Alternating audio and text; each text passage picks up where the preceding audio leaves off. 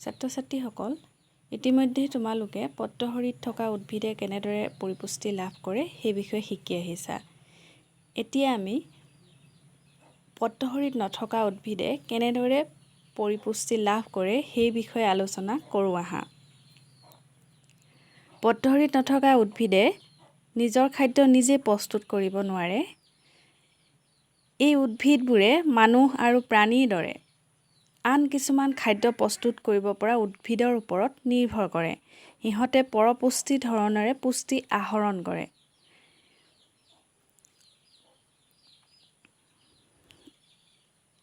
এই উদ্ভিদসমূহৰ এটা উদাহৰণ হৈছে অমৰলতা। অমৰলতাৰ পৰিপুষ্টি হৈছে পৰজীৱী। ইহঁতৰ দেহত পত্ৰসৰীত নাথাকে। এই উদ্ভিদজোপাই অন্য উদ্ভিদত বগাই যায় আৰু সেই উদ্ভিদজোপাৰ পৰাই খাদ্য শোষণ কৰে। যিজোপা উদ্ভিদত বগাই যায় তাক পোষক বুলি কোৱা হয়, আৰু যিজোপা উদ্ভিদৰ পৰা মূল্যৱান পুষ্টি দ্ৰব্যৰ আহৰণ কৰে সেইজোপাক কি কয়? পৰজীৱী বুলি কোৱা হয়। আৰু এই উদ্ভিদবোৰৰ প্ৰথমটো পালোঁ যে আমি পৰজীৱী ধৰণে পৰিপুষ্টি লাভ কৰে। ইয়াৰ পিছৰটো হৈছে পতংগভোজী উদ্ভিদ। এনে কিছুমান উদ্ভিদ আছে যিবোৰে পোক পতংগ খায়। এইবোৰক পতংগভোজী উদ্ভিদ বুলি কোৱা হয়। আৰু পতংগভোজী উদ্ভিদৰ উদাহৰণ হৈছে কলচী উদ্ভিদ। এইটো চিত্ৰটো,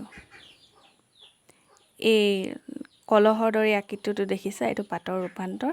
এই কলহৰ ওচৰলৈ যেতিয়া পোক পতংগ সোমাই যায় তেতিয়া এই ঢাকনিখন বন্ধ হৈ যায় আৰু ই কলহটোৰ ভিতৰতে পোক পতংগৰ পৰা উদ্ভিদজোপাই পৰিপুষ্টি লাভ কৰে।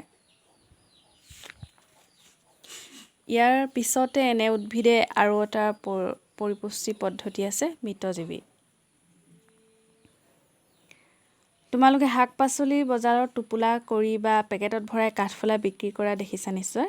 তোমালোকে হয়তো বৰষুণৰ বতৰত পচা কাঠৰ ওপৰত গজা ছাটি সদৃশ সোপোকা গঠনৰ বেংচতাবোৰো দেখিছা। সিহঁতক জীৱন ধাৰণ কৰিবৰ বাবে কেনেধৰণৰ পৰিপোষকৰ দৰকাৰ হয় আৰু সিহঁতে এইবোৰ ক'ৰ পৰা পায় কেতিয়াবা ভাবি চাইছানে তোমালোকে? ইয়াতে কাঠফুলাৰ চিত্ৰ এটা আছে। কাঠফুলা এইটো টোপোলা আৰু গেলি পচি যোৱা জাবৰৰ ওপৰত কাঠফুলা গজিছে।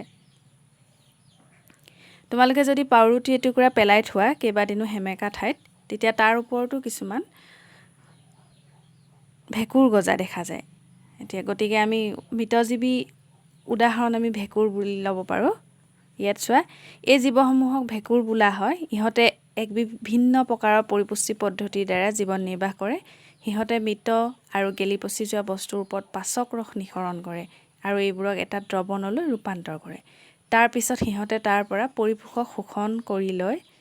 জীৱই মৃত আৰু গেলি পচি যোৱা বস্তুৰ পৰা দ্ৰৱণ হিচাপে পৰিপোষক শোষণ কৰাকে মৃতজীৱীয় পৰিপুষ্টি বোলা হয়। যিবোৰ উদ্ভিদে মৃতজীৱীয় পৰিপুষ্টি ব্যৱহাৰ কৰে সেইবোৰকে মৃতজীৱী উদ্ভিদ বুলি কোৱা হয়। গতিকে মৃতজীৱী উদ্ভিদৰ উদাহৰণ ভেঁকুৰ। আনহাতে এনে কিছুমান উদ্ভিদ আছে যিবোৰে দুজোপা উদ্ভিদে ইটোৱে সিটোক সহায় কৰি জীয়াই থাকে। ইয়াত চোৱা, এতিয়া কিছুমান জীৱ একেলগে থাকে, খাদ্য আশ্ৰয় একেলগে ভগাই লয়। ইয়াকে সহজীৱী সম্বন্ধ বোলা হয়। উদাহৰণস্বৰূপে কিছুমান ভেঁকুৰ উদ্ভিদৰ শিপাত বাস কৰে। গছজোপাই ভেঁকুৰক পুষ্টি যোগান ধৰে আৰু তাৰ বিপৰীতে গছজোপাই মাটিৰ পৰা পানী আৰু খনিজ লৱণ আহৰণ কৰাৰ ক্ষেত্ৰত ভেঁকুৰৰ পৰা সহায় পায়। এনে সহযোগিতা গছজোপাৰ বাবে অতি প্ৰয়োজন। লাইকেন জীৱবিধ হৈছে ভেঁকুৰ পত্ৰসৰীত থকা শেলাইৰ এক সহযোগিতা। গতিকে আমি পত্ৰসৰীত নথকা উদ্ভিদৰ পৰিপুষ্টি সম্পৰ্কে শিকিলোঁ। পত্ৰসৰীত নথকা উদ্ভিদবোৰে পৰজীৱী ধৰণে পৰিপুষ্টি লাভ কৰে। পৰজীৱী উদাহৰণ তোমালোকে অমৰলতা বুলি গম পাইছা। আৰু ইয়াৰ পিছতে আছে পতংগভোজী উদ্ভিদ। পতংগভোজী উদ্ভিদৰ উদাহৰণ হৈছে কলচী উদ্ভিদ। তাৰ পিছত আছে মৃতজীৱীয় পৰিপুষ্টি। মৃতজীৱীয় পৰিপুষ্টি লাভ কৰা উদ্ভিদ হৈছে ভেঁকুৰ। ইয়াৰ উপৰিও কিছুমান উদ্ভিদে সহজীৱী সম্বন্ধৰ দ্বাৰা জীয়াই থাকে আৰু এই সহজীৱী সম্বন্ধৰ উদাহৰণ হৈছে লাইকেন। আৰু লাইকেনত দুটা জীৱ থাকে, যেনে ভেঁকুৰ আৰু পত্ৰসৰীত থকা শেলাই। এই ক্ষেত্ৰত ভেঁকুৰে শেলাইক আশ্ৰয়, পানী আৰু খনিজ পদাৰ্থ যোগান ধৰে। ইয়াৰ পৰিৱৰ্তে শেলাইয়ে সালোক সংশ্লেষণৰ জৰিয়তে প্ৰস্তুত হোৱা খাদ্য ভেঁকুৰক যোগান ধৰে। এতিয়া চোৱা, মাটিত পৰিপোষকবোৰ কেনেকৈ পুনৰ পূৰ কৰা হয়। যিহেতু একেডৰা মাটিতে যদি বছৰ বছৰ ধৰি খেতি কৰি থকা হয়, তেতিয়া মাটিডৰাৰ কি হয়, সাৰৰ পৰিমাণটো কমি যায়। এই ক্ষেত্ৰত আমি কেনেকৈ পুনৰ আগৰ অৱস্থালৈ আনিব পাৰি সেই বিষয়ে শিকোৱা হয়। ইয়াত চোৱা, উদ্ভিদে মাটিৰ পৰা খনিজ পৰিপোষক দ্ৰব্য শোষণ কৰে, গতিকে মাটিত সিহঁতৰ পৰিমাণ কমি গৈ থাকে। ৰাসায়নিক আৰু জৈৱিক সাৰত উদ্ভিদৰ আৱশ্যকীয় পৰিপোষক লৱণ যেনে কি আছে, নাইট্ৰজেন, পটাছিয়াম আৰু ফছফৰাছ আদি থাকে। সময়ে সময়ে মাটিৰ উৰ্বৰতা বৃদ্ধি কৰাৰ বাবে এই পৰিপোষকবোৰ তোমালোকে মিহলাই হোৱাত নিশ্চয় ঘৰত দেখিছা।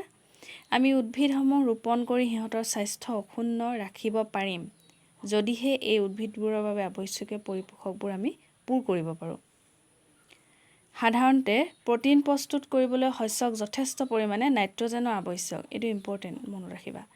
প্ৰ'টিন প্ৰস্তুত কৰিবলৈ নাইট্ৰজেনৰ আৱশ্যক। শস্য চপোৱাৰ পিছত মাটিত নাইট্ৰজেনৰ অভাৱ হয়। তোমালোকে জানা যে বায়ুত যথেষ্ট পৰিমাণে নাইট্ৰজেন গেছ আছে। কিমান পৰিমাণে জানানে? বায়ুমণ্ডলত আটাইতকৈ বেছি পৰিমাণে থকা গেছবিধ হৈছে নাইট্ৰজেন, আৰু ইয়াৰ পৰিমাণটো হৈছে 78%। আৰু যদিও উদ্ভিদে কাৰ্বন ডাই অক্সাইড আৰু বায়ুমণ্ডলত কাৰ্বন ডাই অক্সাইড থাকে 0.03%। কাৰ্বন ডাই অক্সাইড ব্যৱহাৰ কৰাৰ দৰে নাইট্ৰজেনক বায়ুৰ পৰা শোষণ কৰিব নোৱাৰে। এতিয়া উদ্ভিদে উশাহ নিশাহত প্ৰয়োজন হোৱা কাৰ্বন ডাই অক্সাইড বায়ুমণ্ডলৰ পৰা পোনপটীয়াকৈ লয়, কিন্তু বায়ুমণ্ডলত আটাইতকৈ বেছি পৰিমাণে নাইট্ৰজেন থাকে যদিও নাইট্ৰজেনক পোনপটীয়াভাৱে গ্ৰহণ কৰিব নোৱাৰে। উদ্ভিদৰ বাবে দৱনীয় অৱস্থাত থকা নাইট্ৰজেনহে আৱশ্যক। ৰাইজ'বিয়াম বেক্টেৰিয়াই বায়ুমণ্ডলীয় নাইট্ৰজেন শোষণ কৰিব পাৰে আৰু দৱনীয় অৱস্থালৈ ৰূপান্তৰিত কৰিব পাৰে, কিন্তু ৰাইজ'বিয়ামে নিজৰ আহাৰ নিজে প্ৰস্তুত কৰিব নোৱাৰে। সেয়ে ই বুট মাহ, মটৰ মাহ, মগু, বিন আৰু অন্যান্য মাহজাতীয় উদ্ভিদৰ শিপাত বাস কৰে আৰু সেই উদ্ভিদবোৰক নাইট্ৰজেনৰ যোগান ধৰে। প্ৰায়বোৰ মাহজাতীয় বা দাইল মাহজাতীয় উদ্ভিদৰ পৰা পোৱা যায়। ইয়াৰ পৰিৱৰ্তে উদ্ভিদজীৱাই বেক্টেৰিয়াবোৰক খাদ্য আৰু আশ্ৰয় দিয়ে, গতিকে ইহঁতৰ এই সহজীৱী সম্বন্ধ এটা আছে। এই সহযোগিতা খেতিয়কৰ বাবে অতি তাৎপৰ্যপূৰ্ণ। তেওঁলোকে য'ত মাহজাতীয় উদ্ভিদ ৰোপণ কৰে তাত নাইট্ৰজেনযুক্ত সাৰ মাটিত মিহলোৱা প্ৰয়োজন নহয়, যদিহে তাত মাহজাতীয় শস্য খেতি কৰা হয়।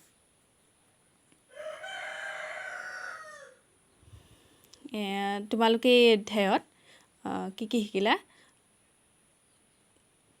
যে গম পালা যে পট্টহৰিত থকা প্ৰায়বোৰ উদ্ভিদে স্বপোষী মানে নিজৰ আহাৰ বা পৰিপুষ্টি নিজেই কৰি ল'ব পাৰে। মাত্ৰ কেইবিধমান উদ্ভিদৰ পৰিপুষ্টি সাধন অন্য ধৰণে সম্পাদিত হয়, যেনে পৰজীৱী, মৃতজীৱী উদ্ভিদবোৰ। ইহঁতে অন্য জীৱৰ পৰা পুষ্টি আহৰণ কৰে। খাদ্যৰ বাবে আন উদ্ভিদ বা প্ৰাণীৰ ওপৰত নিৰ্ভৰ কৰাৰ বাবে সকলোবোৰ প্ৰাণীকে পৰপোষী জীৱৰ ভিতৰত অন্তৰ্ভুক্ত কৰা হৈছে। আমি পতংগভোজী উদ্ভিদসমূহক আংশিকভাৱে পৰপোষী জীৱ বুলিয়ে ক'ব পাৰোঁ।